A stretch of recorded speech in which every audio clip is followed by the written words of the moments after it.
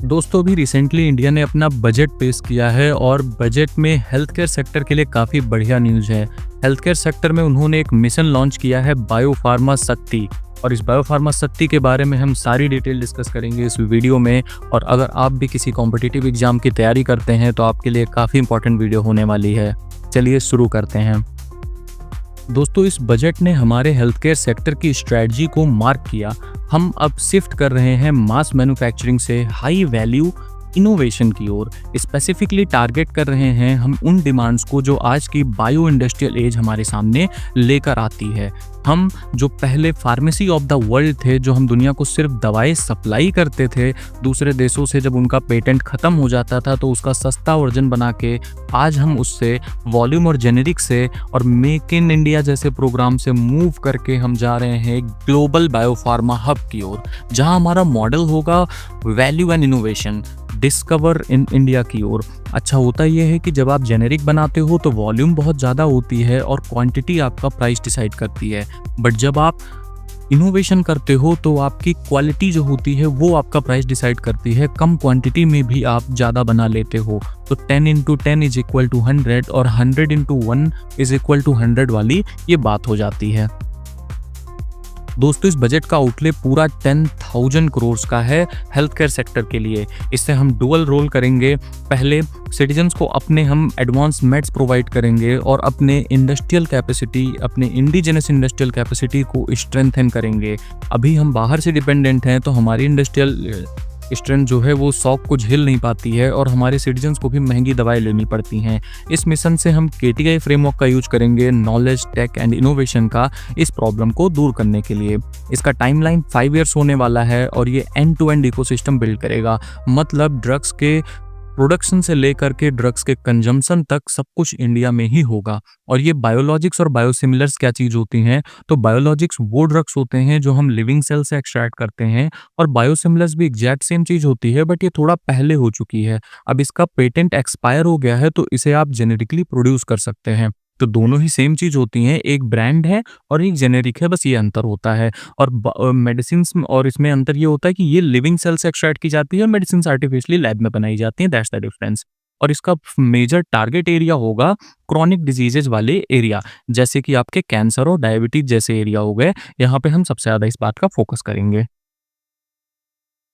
दोस्तों अगर कोई बात करे कि ये पिलर्स कौन से हैं जिन पर ये मिशन खड़ा है, तो पहला पिलर होगा इंटेलेक्चुअल इंफ्रास्ट्रक्चर को बिल्ड करना। इसमें हम एक्सपैंड करेंगे और मॉडर्नाइज करेंगे अपने एग्जिस्टिंग इंस्टीट्यूशंस को। एक्सपैंड करने के लिए हम 3 न्यू नाइपर्स को क्रिएट करेंगे। नाइपर क्या है? तो national institute of pharmaceutical education and research. यहाँ पर हम क्या करते हैं, हम नए R&D करते हैं ड्रग्स की, उसको हम अपने देश के सिटीजन्स के लिए लॉन्च करने से पहले। और हमारे जो 7 एग्जिस्टिंग नाइपर्स हैं उनको भी हम मॉडर्नाइज करेंगे। इससे होगा क्या, आउटकम ये होगा कि हमारी जो वर्कफोर्स है वो पूरी ट्रांसफॉर्म हो जाएगी। इससे एक specialised high skilled workforce create होगी जो हाई एंड R&D को ड्राइव करने के लिए कैपेबल होगी। इससे हम सिर्फ एक मैन्युफैक्चरिंग लेबर नहीं क्रिएट करेंगे, हमारी अब सिटीजनशिप में साइंटिफिक लीडरशिप दिखाई देगी, जो कि काफ़ी ज़्यादा हेल्पफुल होने वाली है इस मिशन में।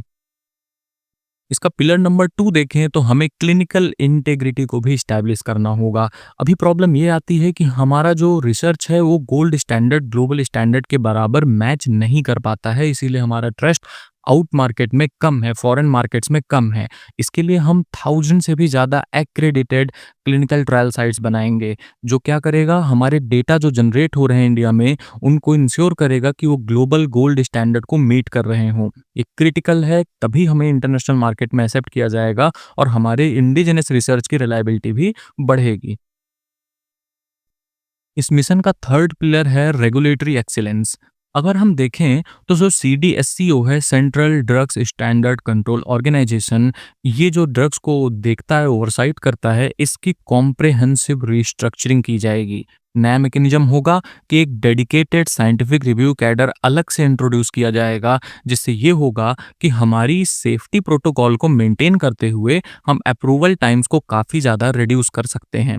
इससे हम ट्रांजिशन होंगे एक ब्यूरोक्रेटिक प्रोसेस, जो कि सिर्फ मेडिसिन अप्रूवल में ये देखता है कि ऐसे मेडिसिन अप्रूव हो रही है, मल्टीपल स्टेजेस से पास होना पड़ता है। इस ब्यूरोक्रेटिक प्रोसेस से हम मूव करेंगे एक साइंटिफिक प्रोसेस पर। अगर हम बात करें इस मिशन का इम्पैक्ट क्या होगा, तो हमारी सोसाइटल हेल्थ जो है वो इम्प्रूव होगी काफ़ी ज़्यादा।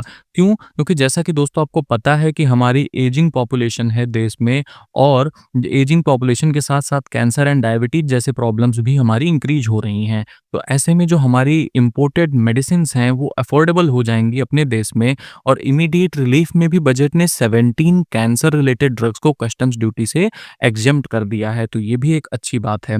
दूसरी चीज़ ये होगी कि हमारी इकोनॉमिक सिक्योरिटी काफ़ी स्ट्रेंथन हो जाएगी। हम अभी इम्पोर्ट पे डिपेंडेंट हैं। हम जो ये डिपेंडेंसी इसे ब्रेक कर सकते हैं, क्योंकि ये जो एपीआई मतलब एक्टिव फार्मास्यूटिकल इंग्रीडिएंट्स जो हम बाहर से मंगाते हैं, विदेश से मंगाते हैं, और उसके उन सप्लाई चेन्स पे शॉक आने पर हम डिपेंडेंट होते हैं। अब उसे हम अपने देश में जब बनाएँगे तो हमें ये प्रॉब्लम्स नहीं आएँगी, और हाई वैल्यू मैन्युफैक्चरिंग अगर हम अपने देश में करेंगे तो हम अब कॉम्प्लेक्स थेरेपी भी प्रोवाइड कर सकते हैं, जेनेरिक मेडिसिन्स ही नहीं सिर्फ़, ठीक? और दोस्तों ये सिर्फ़ एक सेक्टर में नहीं, ये across the canvas, across the sector में हम करने का प्लान कर रहे हैं। जैसे इवन इन ट्रेडिशनल मेडिसिन्स हम 3 नए all India institutes of Ayurveda खोल रहे हैं। इसके अलावा मेंटल हेल्थ के लिए हम निम्हांस 2.0 रीजनल अपग्रेड्स भी कर रहे हैं। रांची और तेजपुर जैसे जगह पे ये ऑलरेडी स्टार्ट भी हो गया है। इवन जो ट्रॉमा केयर जहाँ सबसे ज़्यादा इमरजेंसी की ज़रूरत पड़ती है, वहाँ पर भी हम डिस्ट्रिक्ट हॉस्पिटल्स में इमरजेंसी कैपेसिटी 50% से इंक्रीज़ कर रहे हैं। स्किलिंग में हम 1 लाख एलाइड हेल्थ प्रोफेशनल्स को, और जीरियाट्रिक केयरगिवर्स यानी जो ओल्ड एज के लोगों की केयर करते हैं, उनको 1.5 लाख लोगों को अपस्किल कर रहे हैं, उनको रीस्किल कर रहे हैं। दोस्तों अगर ओवरऑल देखा जाए तो 10,000 करोड़ गवर्नमेंट स्पेंड कर रही है अगले 5 साल में बायोफार्मा में, और बायोलॉजिक्स पे सबसे ज़्यादा फोकस होगा, बायोसिमिलर्स पे फोकस होगा, क्रोनिक डिजीज़ की ट्रीटमेंट पे सबसे ज़्यादा फोकस करेगी। इसके अलावा हम अपना इंफ्रास्ट्रक्चर क्रिएट करेंगे जिसमें नए नाइपर्स और भी बहुत सारे इंस्टीट्यूशंस क्रिएट हो रहे हैं। 1000 से अधिक क्लिनिकल ट्रायल साइट्स बनाई जा रही हैं, और जिसका गोल ये होगा कि अब वर्ल्ड की फार्मेसी बनने का समय खत्म हो गया है। अब हमें ग्लोबल बायो मैन्युफैक्चरिंग हब बनना होगा। दोस्तों हम मेक इन इंडिया से डिस्कवर इन इंडिया पे ट्रांसफॉर्म हो रहे हैं, और उसके लिए बायोफार्मा शक्ति वो ब्रिज बनेगा जो इंडिया को ग्लोबल इंडस्ट्रियल रेवोल्यूशन के नए फेज में ट्रांसफर करेगा, बायो इंडस्ट्रियल एज का लीडर बनाएगा। दोस्तों इसी के साथ हमारी वीडियो खत्म होती है। अगर आपको ऐसे ही बाइट साइज करंट अफेयर्स पसंद आते हैं तो सब्सक्राइब करिए इस चैनल को। अगर आपको ये वीडियो पसंद आई हो तो लाइक करिए, शेयर करिए। आपको कोई डाउट है तो आप कमेंट करके पूछिए। Thanks for watching, see you in the next one.